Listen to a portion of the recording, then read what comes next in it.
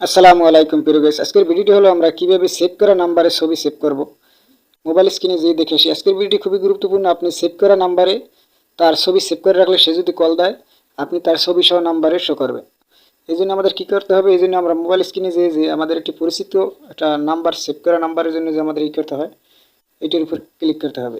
এটির উপর ক্লিক করার পরে সেট করার জন্য অপশনগুলো আপনাদের মাঝে নিয়ে এসেছি।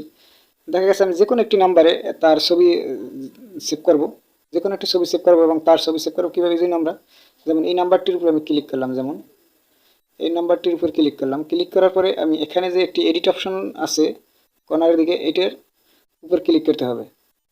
এটার উপর ক্লিক করার পরে আমি দেখতে পাচ্ছি যে এখানে আমার একটি ক্যামেরার লোগো আসছে, এটার উপর ক্লিক করতে হবে। এটার উপর ক্লিক করার পরে এখানে আছে ছবি তুলুন, ফটো চয়ন করুন।